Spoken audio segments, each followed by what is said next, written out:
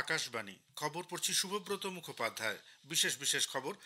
প্রধানমন্ত্রী নরেন্দ্র মোদী আজ নতুন দিল্লিতে 11,000 কোটি টাকা মূল্যের দুটি জাতীয় মহাসড়ক প্রকল্পের উদ্বোধন করবেন। ভারত ও দক্ষিণ কোরিয়ার বিদেশমন্ত্রী পর্যায়ের বৈঠকে প্রতিরক্ষা, কৃত্রিম বুদ্ধিমত্তা, সেমিকন্ডাক্টর, পরিচ্ছন্ন শক্তি সহ বিভিন্ন ক্ষেত্রে কৌশলগত অংশীদারিত্বের ব্যাপারে আলোচনা হয়েছে।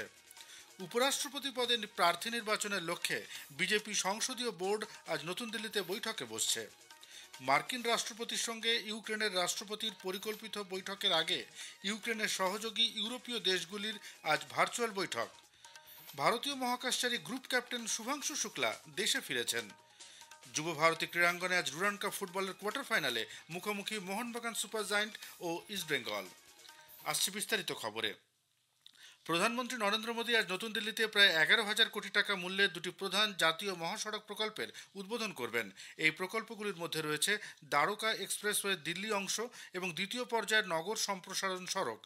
এক বিবৃতিতে প্রধানমন্ত্রীর কার্যালয় জানিয়েছে যে জাতীয় রাজধানীতে যানজট কমানোর জন্য সরকারের ব্যাপক পরিকল্পনার আওতায় এই প্রকল্পগুলি তৈরি করা হয়েছে, যার লক্ষ্য হল যোগাযোগ ব্যবস্থার উন্নয়ন, যাতায়াতের সময় কমানো এবং দিল্লি ও তার আশেপাশের এলাকায় যানজট নিয়ন্ত্রণ। বিদেশমন্ত্রী ডক্টর এস জয়শঙ্কর গতকাল নতুন দিল্লিতে ভারত সফররত দক্ষিণ কোরিয়ার বিদেশমন্ত্রী চো হিউনের সঙ্গে দ্বিপাক্ষিক বিষয়ে এক বৈঠকে মিলিত হন। পরে এক সোশ্যাল মিডিয়া পোস্টে ডক্টর জয়শঙ্কর জানান, দ্বিপাক্ষিক বাণিজ্য, সামুদ্রিক ক্ষেত্রে সহযোগিতা এবং শিল্প উৎপাদন সহ বিভিন্ন বিষয়ে তারা আলোচনা করেন। এছাড়াও প্রতিরক্ষা, কৃত্রিম মেধা, সেমিকন্ডাক্টর, পরিচ্ছন্ন শক্তি ক্ষেত্রেও সহযোগিতার বিষয়ে তাদের মধ্যে আলোচনা হয়েছে। দুদেশের মধ্যে বিশেষ কৌশলগত অংশীদারিত্বের 10ম বার্ষিকীতে বিভিন্ন বিষয়ে দ্বিপাক্ষিক পর্যায়ে যে মতৈক্য হয়েছে সে ব্যাপারে তিনি সন্তোষ ব্যক্ত করেন। The value we attach to the relationship. Let me also take the opportunity to extend our greetings to you for the National Liberation Day of Korea. And your visit, I think, in many ways comes at a very important time. It's the 10th anniversary of our special strategic partnership. দক্ষিণ কোরিয়ার বিদেশমন্ত্রী চো Hyun সন্ত্রাসবাদের প্রশ্নে তাঁর দেশের কঠোর অবস্থানের কথা জানিয়েছেন। নতুন দিল্লিতে সাংবাদিকদের তিনি বলেন, সন্ত্রাসের প্রশ্নে দক্ষিণ কোরিয়া ভারত সরকার এবং এদেশের জনগণের পাশে রয়েছে। ভূ রাজনৈতিক চ্যালেঞ্জ মোকাবিলায় তিনি ভারত ও দক্ষিণ কোরিয়ার সম্পর্কের অগ্রগতির ব্যাপারে সন্তোষ প্রকাশ করেন। It was a good meeting and we explored ways to improve our bilateral relationship. We also talked about geopolitical and geo-economic challenges both of our two countries are facing. বিদেশ সচিব বিক্রম মিশ্রি দুদিনের সরকারি সফরে আজ নেপাল যাচ্ছেন। নেপালের বিদেশ সচিব অমৃত বাহাদুর রায়ের আমন্ত্রণে তাঁর এই সফর। বিদেশ মন্ত্রক জানিয়েছে, ভারত ও নেপালের মধ্যে সাম্প্রতিক সময় সহযোগিতার বিভিন্ন ক্ষেত্রে অগ্রগতি হয়েছে এবং দুদেশের মধ্যে দৃঢ় মৈত্রীর সম্পর্ক রয়েছে। মন্ত্রক আরও জানিয়েছে, বিদেশ সচিবের এই সফর দ্বিপাক্ষিক সম্পর্ককে আরও উচ্চতর পর্যায়ে নিয়ে যাবে। চীনের বিদেশমন্ত্রী ও কমিউনিস্ট পার্টির পলিট ব্যুরোর সদস্য ওয়াং ই আগামীকাল দুদিনের ভারত সফরে আসছেন। জাতীয় নিরাপত্তা উপদেষ্টা অজিত দোভালের আমন্ত্রণে তাঁর এই সফর বলে জানা গেছে। সফরকালে চীনের বিদেশমন্ত্রী ভারত চীন সীমান্ত বিষয়ক 24তম বিশেষ প্রতিনিধি পর্যায়ের বৈঠকে অংশ নেবেন। ভারতের প্রতিনিধিত্ব করবেন অজিত দোভাল। বিদেশমন্ত্রী ডক্টর এস জয়শঙ্কর চীনের বিদেশমন্ত্রীর সঙ্গে এক বৈঠকে মিলিত হবেন। রাজ্য বিধানসভায় পাশ হওয়া বিলে নির্ধারিত সময়ের মধ্যে রাষ্ট্রপতি ও রাজ্যপালদের সিদ্ধান্ত গ্রহণ বিষয়ে একটি মামলা আগামীকাল থেকে সুপ্রিম কোর্টের সাংবিধানিক বেঞ্চে শুরু হবে।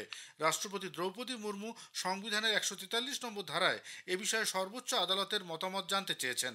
এরই ভিত্তিতে ভারতের প্রধান বিচারপতি বি আর গাভাইয়ের নেতৃত্বে 5 বিচারপতির সাংবিধানিক বেঞ্চ প্রাথমিক পর্যায়ে এই মামলার গ্রহণযোগ্যতা নিয়ে তামিলনাড়ু এবং কেরালা সরকারের বক্তব্য শুনবে।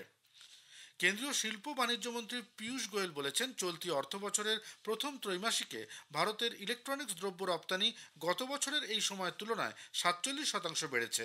এক সোশ্যাল মিডিয়া পোস্টে পীয়ূষ জানিয়েছেন, এটি মেক ইন ইন্ডিয়া কর্মসূচির এক সাফল্য। এর ফলেই 2014-15 থেকে শুরু হওয়া বিগত এক দশকে আমাদের দেশে ইলেকট্রনিক্স দ্রব্যের উৎপাদন $3,100 কোটি থেকে বেড়ে $13,300 কোটি দাঁড়িয়েছে। উপরাষ্ট্রপতি পদে প্রার্থী নির্বাচনের লক্ষ্যে বিজেপি সংসদীয় বোর্ড আজ নতুন দিল্লিতে বৈঠকে বসছে। প্রধানমন্ত্রী নরেন্দ্র মোদী এবং বিজেপি সভাপতি জগৎ প্রকাশ নাড্ডা উপরাষ্ট্রপতি পদে প্রার্থীর নাম চূড়ান্ত করবেন। এ ব্যাপারে এনডিএ জোটের নেতৃবৃন্দ এ মাসের 6 তারিখে ঐকমত্যে পৌঁছেছিলেন। উল্লেখ্য, উপরাষ্ট্রপতি পদে মনোনয়নের জন্য নাম জমা দেওয়ার শেষ তারিখ বৃহস্পতিবার। ভোট গ্রহণ আগামী মাসের 9 তারিখ। বিহারের সাসারাম থেকে আজ ভোটাধিকার যাত্রার সূচনা করবেন লোকসভার বিরোধী দলনেতা তথা বরিষ্ঠ কংগ্রেস নেতা রাহুল গান্ধী। বিহারের 25টি জেলা জুড়ে আগামী 16 দিন ধরে চলা এই যাত্রায় চলবে। গতকাল পাটনায় প্রদেশ কংগ্রেসের প্রাক্তন সভাপতি অখিলেশ প্রসাদ সিং এই খবর দিয়ে জানিয়েছেন রাষ্ট্রীয় জনতা দল নেতা তেজস্বী প্রসাদ যাদব সহ বিরোধী ইন্ডিয়া জোটের নেতৃবৃন্দ এই যাত্রায় অংশ নেবেন। প্রধানমন্ত্রী নরেন্দ্র মোদী আগামী 31শে আগস্ট আকাশবাণীর মন কি বাত অনুষ্ঠানে তাঁর চিন্তাভাবনা দেশ বিদেশের মানুষের সঙ্গে ভাগ করে নেবেন। এটি হবে মন কি বাতের 125তম পর্ব।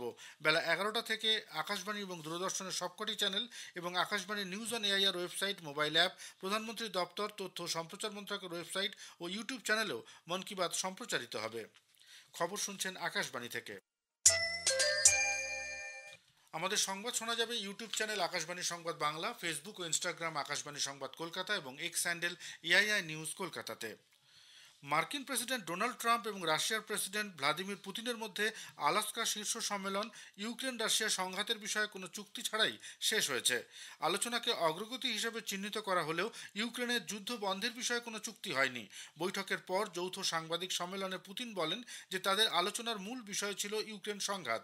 এই সংঘাতের অবসান ঘটাতে তিনি আন্তরিকভাবে আগ্রহী এবং তিনি এই যুদ্ধকে একটি ট্র্যাজেডি হিসেবে বর্ণনা করেছেন। পুতিন মস্কোতে রাষ্ট্রপতি ডোনাল্ড ট্রাম্পের সঙ্গে তার পরবর্তী বৈঠকের জন্য একটি ভিন্ন স্থানের কথা উল্লেখ করেছেন। তবে ডোনাল্ড ট্রাম্প এই বৈঠককে অত্যন্ত ফলপ্রসূ বলে অভিহিত করেছেন। তিনি জানান অনেক বিষয়ে তারা সহমত হয়েছেন এবং দুই দেশের এ ব্যাপারে আরও অগ্রগতির খুব ভালো সুযোগ রয়েছে। এদিকে আলাস্কায় রুশ মার্কিন শীর্ষ বৈঠকে শান্তির লক্ষ্যে আলোচনার অগ্রগতিকে ভারত স্বাগত জানিয়েছে। নতুন দিল্লিতে গতকাল বিদেশ মন্ত্রকের পক্ষ থেকে এক বিবৃতিতে বলা হয়েছে, মার্কিন রাষ্ট্রপতি ডোনাল্ড ট্রাম্প ও রাশিয়ার রাষ্ট্রপতি ভ্লাদিমির পুতিন কূটনীতি এবং আলোচনার ক্ষেত্রে যে অগ্রগতি ঘটিয়েছেন তা প্রশংসনীয়। ইউক্রেনের রাষ্ট্রপতি ভলোদিমির জেলেনস্কি বলেছেন যে সোমবার ওয়াশিংটনে মার্কিন রাষ্ট্রপতি ডোনাল্ড ট্রাম্পের সঙ্গে দেখা করার পরিকল্পনা করেছেন। রাশিয়ার রাষ্ট্রপতি ভ্লাদিমির পুতিনের সঙ্গে গুরুত্বপূর্ণ শীর্ষ সম্মেলন সম্পর্কে ট্রাম্প তাকে অবহিত করেছেন। হোয়াইট হাউসের মতে আলাস্কা থেকে ওয়াশিংটনে ফেরার পথে ট্রাম্প জেলেনস্কির সঙ্গে দীর্ঘ সময় ধরে কথা বলেছেন এবং পরে ন্যাটো নেতাদের সঙ্গে কথা বলেন। জেলেনস্কি সোশ্যাল মিডিয়ায় লিখেছেন যে রাষ্ট্রপতি ট্রাম্প তাকে রাশিয়ার রাষ্ট্রপতির সঙ্গে তার সাক্ষাৎ এবং তাদের আলোচনার মূল বিষয়গুলি সম্পর্কে অবহিত করেছেন। এদিকে মার্কিন রাষ্ট্রপতির সঙ্গে ইউক্রেনের রাষ্ট্রপতির পরিকল্পিত বৈঠকের আগে ইউক্রেনের সহযোগী ইউরোপীয় দেশগুলি আজ এক বৈঠকে বসছে। কোয়ালিশন অব দ্য উইলিং নামের এই জোট আজ ভার্চুয়াল বৈঠকে বসছে বলে ফরাসি রাষ্ট্রপতির দপ্তর থেকে জানানো হয়েছে। ভারতীয় মহাকাশচারী গ্রুপ ক্যাপ্টেন শুভাংশু শুক্লা দেশে ফিরেছেন। আজ ভোরে নতুন দিল্লির আন্তর্জাতিক বিমানবন্দরে তাঁকে সাদর অভ্যর্থনা জানান কেন্দ্রীয় মন্ত্রী ডক্টর জিতেন্দ্র সিং, দিল্লির মুখ্যমন্ত্রী রেখা গুপ্তা এবং ভারতীয় মহাকাশ গবেষণা সংস্থা ইসরোর চেয়ারম্যান ডক্টর ভি নারায়ণন। তাঁর স্ত্রী এবং পুত্র সেখানে উপস্থিত ছিলেন। ভারতীয় মহাকাশচারী হিসেবে প্রথম আন্তর্জাতিক মহাকাশ স্টেশন সফর করে শ্রী শুক্লা ইতিহাস সৃষ্টি করেছেন। মহাকাশ স্টেশন থেকে ফেরার পর শারীরিক পরীক্ষার জন্য তিনি কিছুদিন মার্কিন যুক্তরাষ্ট্রে ছিলেন। উল্লেখ্য, গত 25শে জুন ফ্লোরিডার কেনেডি মহাকাশ কেন্দ্র থেকে নাসার এক্সিওম 4 মিশনে তিনি নেতৃত্ব দেন। গত মাসের 15 তারিখে তিনি নিরাপদে পৃথিবীতে ফিরে আসেন। জম্মু ও কাশ্মীরে মেঘভাঙা বৃষ্টিতে ক্ষতিগ্রস্ত কিস্তোয়ার জেলার 64টি গ্রামে উদ্ধার কাজ জোর কদমে চলেছে। সেনাবাহিনী, এনডিআরএফ, এসডিআরএফ, পুলিশ এবং স্থানীয় প্রশাসনের সদস্যরা উদ্ধার কাজে যোগ দিয়েছেন। জম্মু ও উধমপুরে দুটি MI-17 হেলিকপ্টার এবং একটি অ্যাডভান্স লাইট হেলিকপ্টার প্রস্তুত রাখা হয়েছে। মেঘভাঙা বৃষ্টিতে আকস্মিক বন্যায় 60 জন নিহত, 100 জনেরও বেশি আহত এবং বেশ কয়েকজন নিখোঁজ। প্রধানমন্ত্রী নরেন্দ্র মোদী, মুখ্যমন্ত্রী ওমর আবদুল্লা এবং উপরাজ্যপাল মনোজ সিনহার সঙ্গে কথা বলেছেন। কেন্দ্রের পক্ষ থেকে তাদের সম্ভাব্য সকল সহায়তার আশ্বাস দেওয়া হয়েছে। মোহনবাগান সুপার জায়ান্ট ও ইস্টবেঙ্গল 134তম ডুরান্ড কাপ ফুটবলের কোয়ার্টার ফাইনালে আজ মুখোমুখি হবে। সল্টলেকের যুব ভারতী ক্রীড়াঙ্গনে খেলা শুরু হবে সন্ধ্যে 7টায়। জামশেদপুরে বিকেল 4টায় অপর কোয়ার্টার ফাইনাল ম্যাচে ডায়মন্ড হারবার এফসি জামশেদপুর এফসির বিরুদ্ধে খেলবে। শেষ করার আগে খবরের বিশেষ কিছু অংশ আরও একবার। প্রধানমন্ত্রী নরেন্দ্র মোদী আজ নতুন দিল্লিতে 11,000 কোটি টাকা মূল্যের দুটি জাতীয় মহাসড়ক প্রকল্পের উদ্বোধন করবেন। ভারত ও দক্ষিণ কোরিয়ার বিদেশমন্ত্রী পর্যায়ের বৈঠকে প্রতিরক্ষা, কৃত্রিম বুদ্ধিমত্তা, সেমিকন্ডাক্টর, পরিচ্ছন্ন শক্তি সহ বিভিন্ন ক্ষেত্রে কৌশলগত অংশীদারিত্বের ব্যাপারে আলোচনা হয়েছে। উপরাষ্ট্রপতি পদে প্রার্থী নির্বাচনের লক্ষ্যে বিজেপি সংসদীয় বোর্ড আজ নতুন দিল্লিতে বৈঠকে বসছে। মার্কিন রাষ্ট্রপতির সঙ্গে ইউক্রেনের রাষ্ট্রপতির পরিকল্পিত বৈঠকের আগে ইউক্রেনের সহযোগী ইউরোপীয় দেশগুলির আজ ভার্চুয়াল বৈঠক। ভারতীয় মহাকাশচারী গ্রুপ ক্যাপ্টেন শুভাংশু শুক্লা দেশে ফিরেছেন। যুব ভারতী ক্রীড়াঙ্গনে আজ ডুরান্ড কাপ ফুটবলের কোয়ার্টার ফাইনালে মুখোমুখি মোহনবাগান সুপার জায়ান্ট ও ইস্টবেঙ্গল। খবর শেষ হলো। এর পরের খবর 7:25 মিনিটে।